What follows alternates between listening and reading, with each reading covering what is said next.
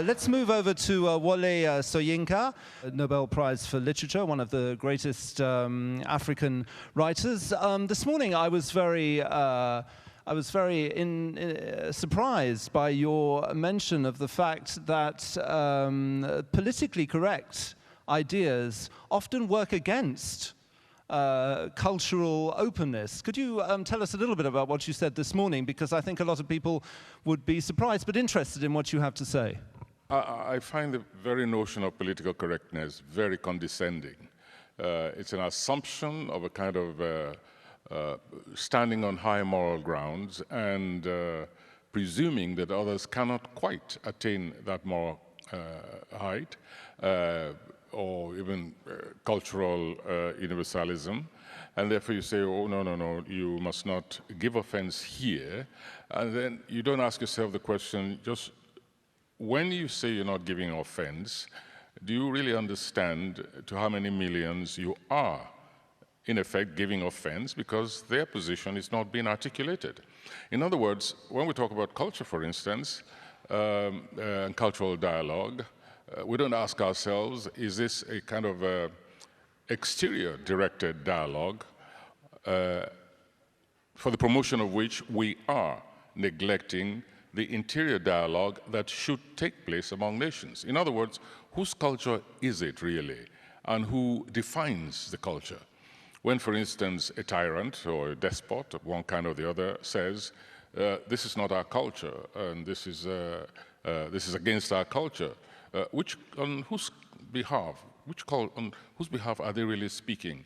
Is it that they've taken possession of what they consider should be the culture of their particular enclave, or are they really representing the cultures of their own societies? The exterior communities do not ask that question.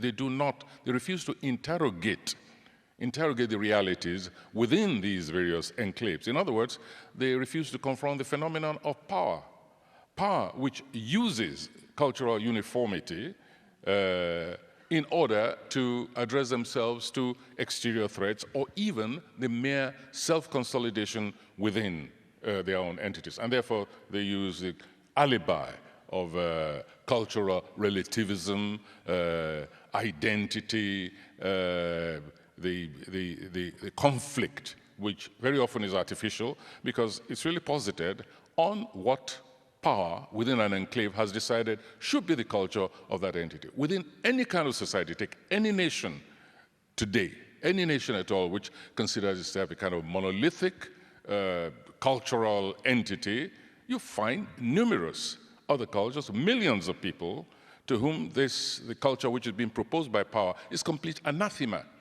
Outside, other nations, other communities refuse to take cognizance of this because of what they call political correctness.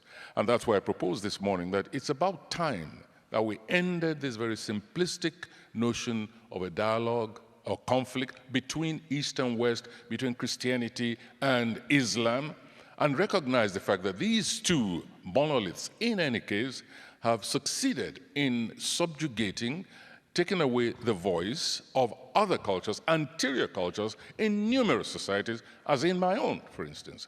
And those other cultures are not dead.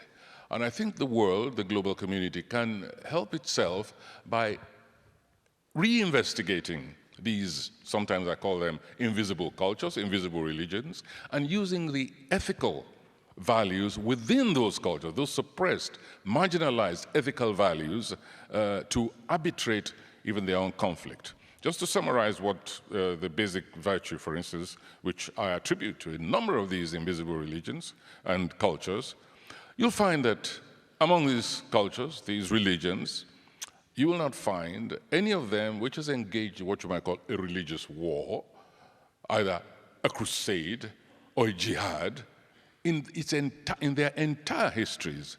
And I think these self-vaunting, arrogant cultures, East and West, can humble themselves and try to learn from these anterior cultures which they have successfully suppressed. Thank you. Thank you very much indeed.